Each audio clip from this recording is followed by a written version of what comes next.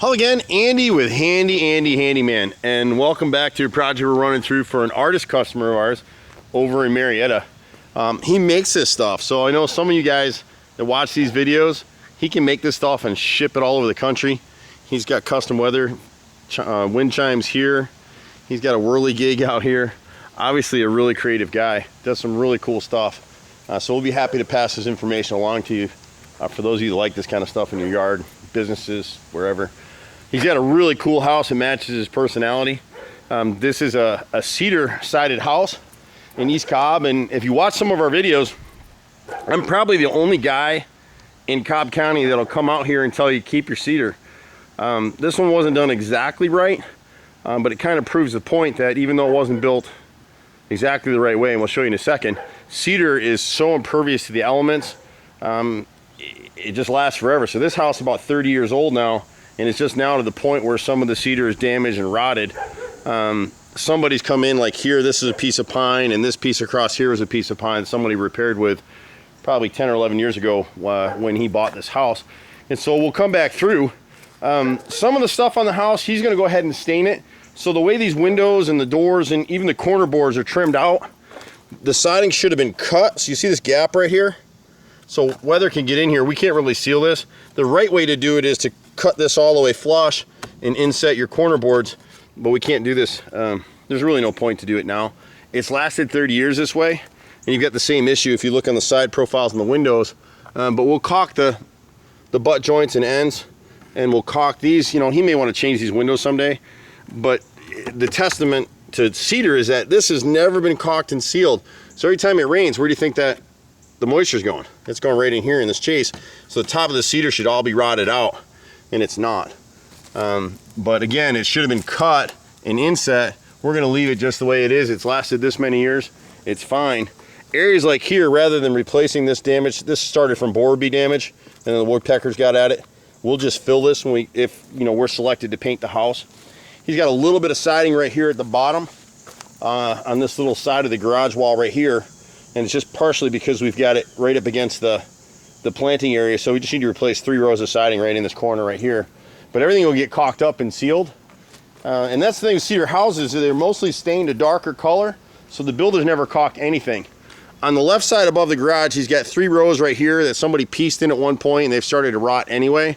So we'll replace these 3 rows and make it a continuous piece. And then we've got to get this one board right up above here. I'll try to zero in it, but you can see from the lack of caulking, the insects have gotten into it right there, and so that's rotted. And then the framing around this window, this little transom, is probably a bathroom over here, I'm guessing. We'll redo the cedar inside of here. This center is rotted right here, the base is rotted, and the 2 side casings of this window are rotted out. So we'll replace all those. The rest of this is fine. This fascia board right here, where you can see it looks like little holes across the bottom, that's where it had a gutter on it at one time. He's gonna go ahead and replace the gutters too. Most of this stuff over here is fine. When you get up over where this light is right here, we've got a rotted fascia section right in here that will repair that area right there. But I love cedar, and he's probably had 4 or 5 contractors come out here, and they're all trying to tell him he's got to replace all his siding, and you don't. I'd rather fix what you have. On the front of the house, on these upper windows, this center section right here, we'll replace that bottom piece of siding. You're not going to be able to see it real well in the sunlight. It started to rot, and then the squirrels are chewing on it. On the next window over in here, we'll replace the left casing and the bottom casing right there. And then this end cap, this 1x8 right here, we'll replace it top to bottom. Puppies don't know what to do with me, so they're like, if I bark enough. When the guys come out, we'll just add it to his ticket, but see how he's replaced these skylights at one point, and whoever did it never sealed the bottoms. Probably never sealed the tops either, but driving rain, the water's going right underneath these flashings on the windows. So you just want to seal them up with a clear elastomeric. He's got a really cool design on the house. At one point, they probably had tongue and groove cedar and these overhangs. Someone's come in here and just put sheathing up. I'm not sure. I don't think it was original to the house. I think they did it right before he bought this house. So we can still custom order cedar paneling basically and run sheets 4x, I think we can get 4x10s, and we'll run those complete sheets. On all the windows, and you see the barking puppies here, but See the black? Anywhere you see black, we'll try to caulk and seal it, especially around the windows and on the edges of the siding, like in here. What's really protected is having this nice large overhang has protected these windows, so it didn't matter that it wasn't caulked and sealed. This siding's all in pretty good shape right here. He's got the overhang here again. Anywhere we have an overhang, we're gonna go ahead and bid to reskin that with cedar, and it'll stain up nice to match the house. When these houses were built, the reason that they used the cedar is it was so cheap. It was the cheapest material at the time. They were cutting huge forests of it down in California, and so builders got this stuff for cheaper than they could get normal siding, LP or mason or any of those. Eventually that market shifted, and then they switched to LP, which is what's over here on that house. So he had a huge deck back here. He's gonna, rework that. We're not looking at that right now. At the back of the house here, again, we're gonna be looking at these overhangs up here. And you can see where they had the tongue and groove here.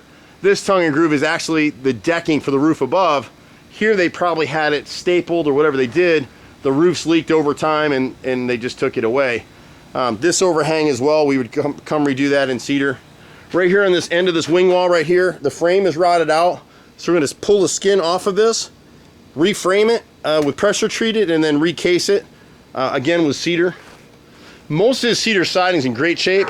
We'll do these two underhangs here too in cedar, and there's one little piece down here.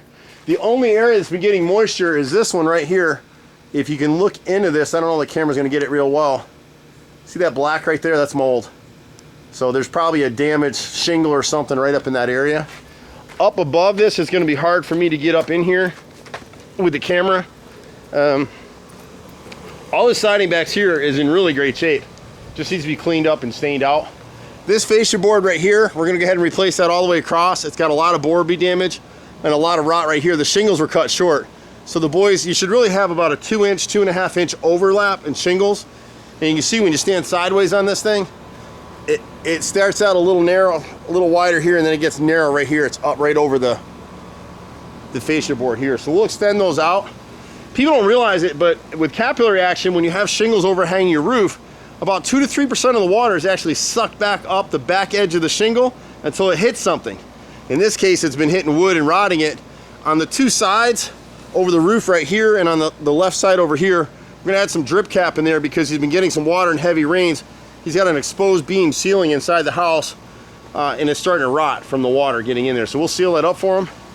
Again, this overhang, we'll repair that. He's only got one woodpecker hole right here. And we'll just fill that with a piece of cedar. You don't need to replace the whole piece. I'll try to back up here a little bit for you, see if you can see over the roof line here. This corner right here, we'll go ahead and replace both of these fascia boards right here, these 1x10s. They're both rotted up pretty good. Here in this lower one, it's just borer bead damage.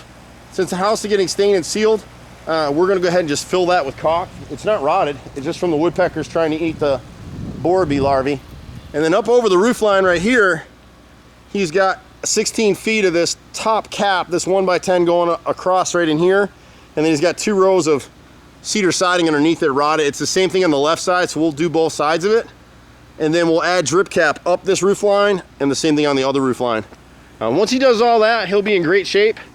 This cedar siding will be here 3 lifetimes from now if he takes care of it. And same we encourage him, once you get this all stained up, he hasn't stained this in years, but once we come through and put 2 coats of stain on it, we only hand apply stain. Totally different process. You want to spray this stuff out and sell it, it'll look good. We can show you a house over in Lock Highland that was restained 2 years ago when they flipped it. It was a cheap stain job and it's all peeling off right now. You want to use premium materials and hand stain it. And once it's done, just come back, budget every year to do one side of the house. We do that for a lot of our customers. There's not a lot of contractors that will do that. But we do. Our painters don't mind doing that. They'll come out and just do one side. And if you do that every year, that way you're always on top of it, and you're never getting hit with a big repair. And that kind of a process not only protects your home, but it keeps it in your budget. So this will be a beautiful house when we're done. We're excited to work on it. My brother and I have been doing this for 25 years in Metro Atlanta, and it's fun. We're kind of artists too, so it's really fun to work with an artist who can do some exceptional stuff. You can reach us at 770-912-2829. You can catch me sometimes on my personal cell, 770-265-9017. Hard to believe we've been serving Metro Atlanta for 25 years. We've got some copycats out there right now. They're trying to run under a name. One clown is Handy Andy's handyman instead of Handy Andy handyman. We'll have our lawyers deal with him at some point, but he's mostly been doing little stuff and hasn't really annoyed us until lately. So it is what it is, but it'll be fun to work on this one. You can find us online at handyandyfixedit.xyz. I'm Andy. See you at the next house. Bye for now.